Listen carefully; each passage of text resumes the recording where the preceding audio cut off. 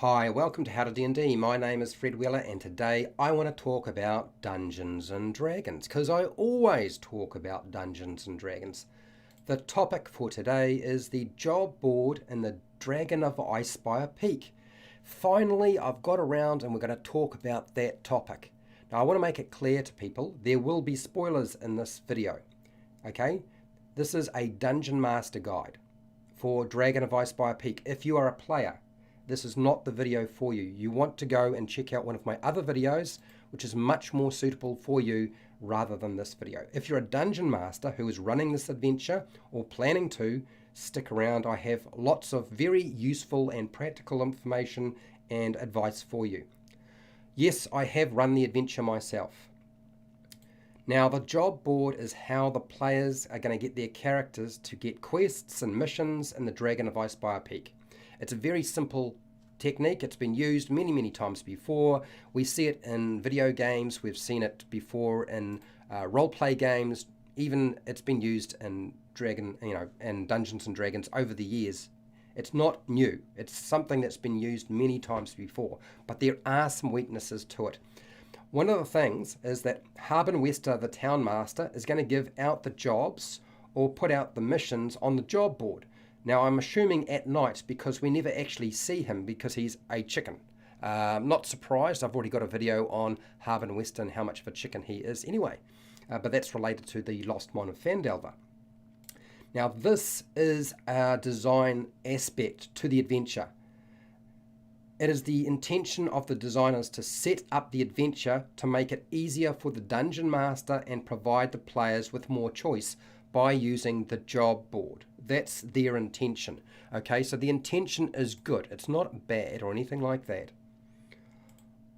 But I'm going to say this. I recommend not following the adventure job board guidelines and removing 3 locations and a quest.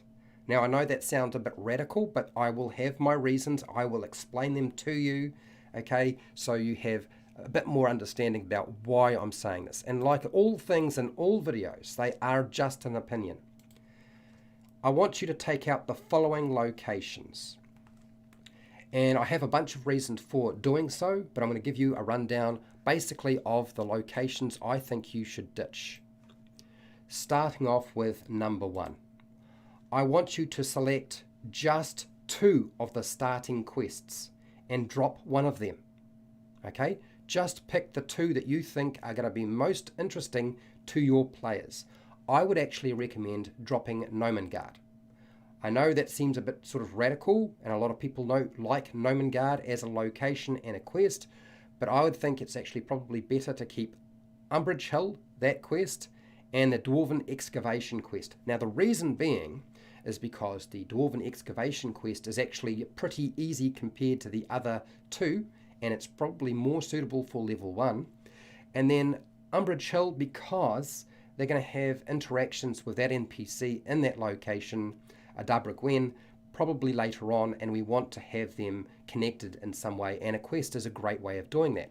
So that's why I'm saying keep just 2 and drop 1, but it's up to you.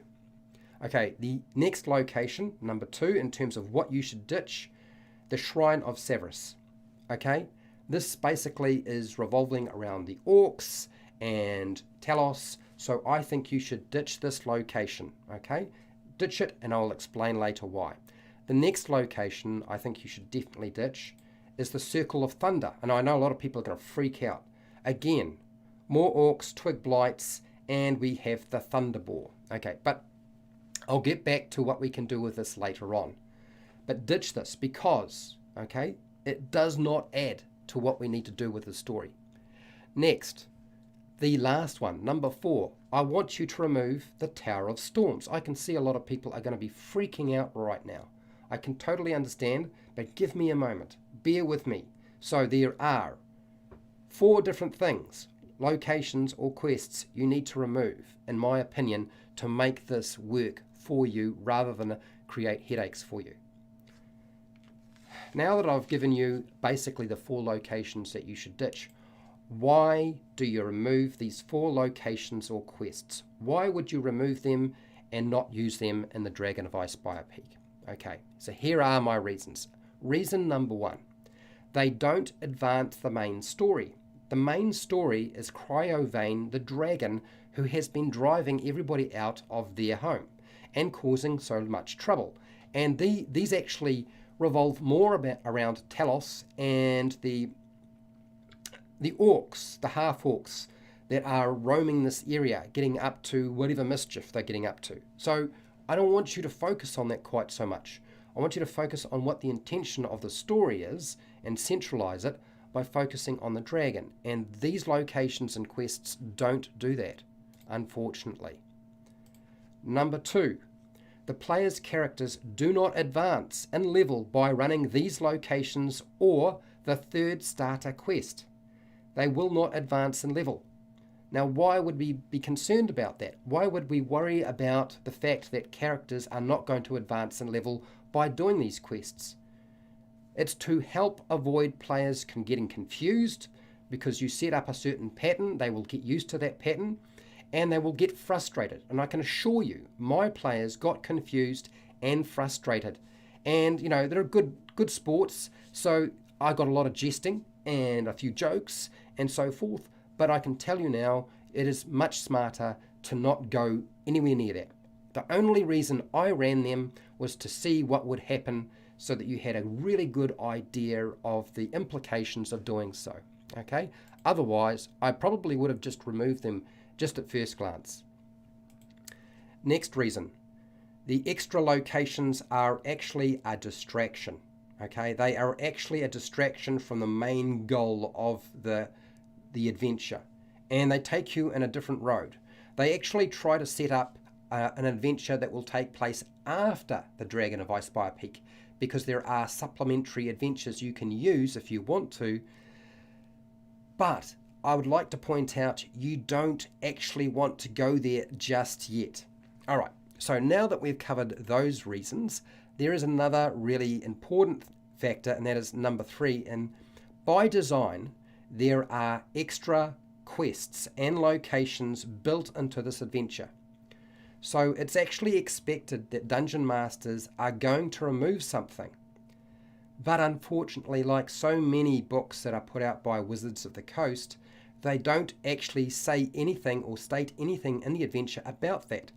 Instead, if you trawl through gobs and gobs of video footage on YouTube, you will come across Jeremy Crawford and Chris Perkins talking about players getting the opportunity to explore a location, but dungeon masters being able to present what they want. They're actually talking about taking stuff out and only keeping the stuff you think will be useful to your group and telling your story. So it's not all there. You don't have to use all of it. The intention was not necessarily to use every shred, every page and every word in there. So just some quick advice to you. Now, I found that out the hard way by trawling through hours and hours of video footage to find out what their rationale behind the adventure was. Okay, last reason, number 5. The locations I've suggested you remove, these locations need adjustment, and you might as well run them after the Dragon of Icespire Peak as an adventure, as its own adventure, because they are very much focused around the same sort of theme, which is Talos. Now, that's up to the Dungeon Master. If you want to do that as a Dungeon Master, you can do that, but you don't need to. You could just chop them out and leave them. But if you really want to include them, I would recommend running them after you've run the main Dragon of Icespire Peak adventure, and then adjust their difficulty level and build them in as something they can do later on. Okay, and that will help push them in the right direction. They will be able to advance in level with their character level, and it will all sort of bleed into the supplementary adventures that are provided.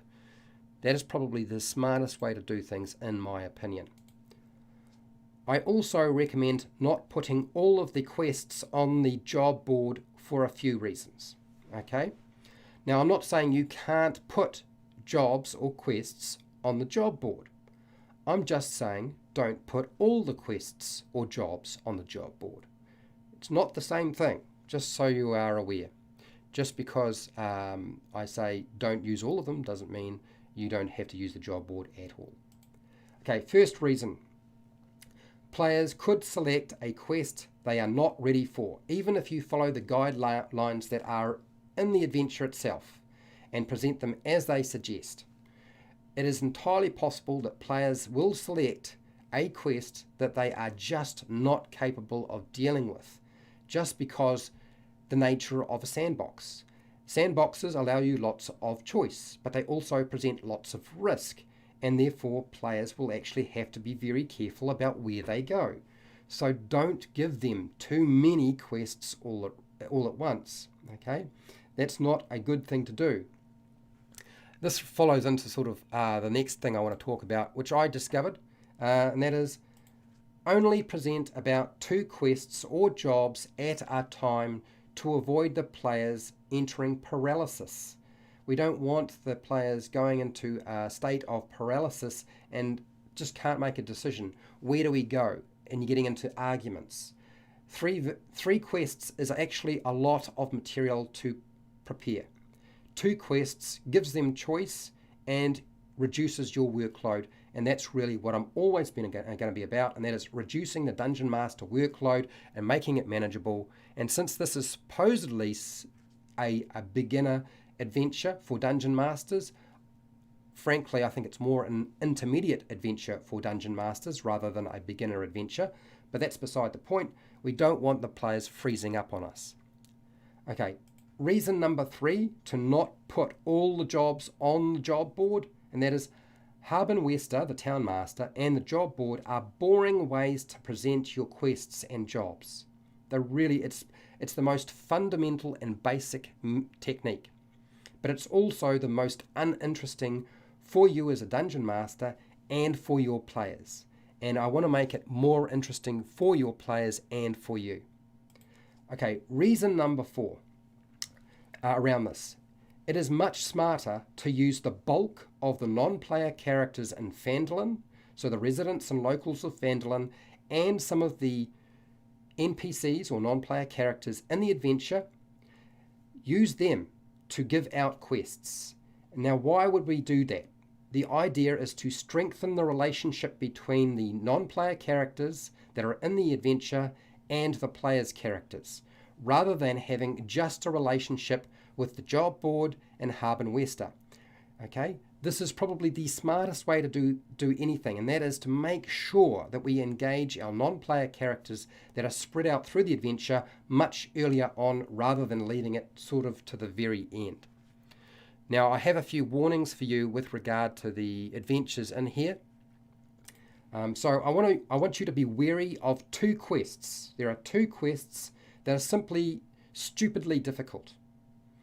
Okay, if you are a beginner player or an intermediate player, you will have a hard time. My group were experienced players who multi-class, use feats, optimize, and power game. And they absolutely struggled with these 2 locations. They are by far the worst ones out of all of them. Now, I don't actually have a problem with making deadly encounters, but this was a bit unreasonable. Okay, so the first location is Axholm, with its army of ghouls and a nest of giant spiders, which basically ripped my party to pieces. If you follow the guidelines that are in the adventure, it will not work out well for you. And really, I don't think it will matter what skill level the players are, they will have a rough time. Because with the significant number of spiders, giant spiders in that location, what is likely to happen is they're all going to get surprise on the group, they're going to web them, and then they're going to bite them, and they're going to be restrained. That means all the attacks will have advantage on them, and they will, every time they break free, they've used their action to do so. As a result, the spiders next round, when they have their turn, will just web them up again, and they're stuck again, and they can't get out. And that's exactly what happened to my group. Once they realized they were in a bad spot, it was too late to escape. Okay, so Axholm is a disaster. Not a good location. It needs adjustment. You need to be wary of that location. The second location is Mountains Toe Gold Mine. Mountains Toe Gold Mine is by far the most ridiculous addition I can imagine. Now, here is the reason. There is a gang of whiskered were-rats. That's right, whiskered were-rats. There's actually between 6 and 7, I believe, plus rats and other creatures in this location. But what is going to happen is the party will go in there. They won't know that they're dealing with were-rats, okay? They're just going to assume they are miners, they are humans, they are dwarves, or normal humanoids that you would expect to come across. Once they discover they have bitten off more than they can chew, getting them to actually escape is actually really difficult because the were-rats move at the same speed as they do. In my adventure that I ran, I allowed my players to just run away when they looked at me and said, "You're telling me we're dealing with were-rats? We don't have anything that can hurt them," because you have to have a silvered weapon, or you have to have a magical weapon, or you have to be casting spells. Now, maybe half the party will have spells, maybe they won't. It doesn't really matter. Frankly, this is not going to be a situation that goes down well. My group said, "Look, we want to run away," and I just let them run away, and that was it. I did not have a chase scene. If I'd done that, they would have been wiped out. Now, this particular adventure is being presented too soon. The players' characters will not necessarily have what they need when they come across this quest. So you need to allow them to escape so they can build up their resources, get their silvered weapons, and go back. Okay? Because there's no way they can really do very much to were-rats. They're just too difficult. Alright, I'm hoping that you found this useful and helpful in some way. I know that people are going to get upset about not using the job board, but I'm not saying don't use the job board ever. I'm just saying don't use the job board for everything. Just sparingly, I think, is a much smarter idea. Now, if you found this video useful and helpful, fantastic. I have more videos on the Dragon of Icespire Peak, Dungeon Master Guides, Lost Mine of Fandalin, Curse of Strahd. It's all there. I have hundreds of videos for players and dungeon masters that will help you out playing the game in every aspect. If you want to support the channel so I keep doing video content like this, you can do that through Patreon. The affiliate links to Amazon down in the description. I have a merchandise shelf, and you can just watch my videos. That's fine too, not a problem. Please remember to share, like, and subscribe. Hit the bell button to be notified when I go live and when I publish new videos. Also, turn on your notifications so you can get access to the live streams, so you can find them later on if you want to watch them. And hey, till next time, keep rolling those 20s.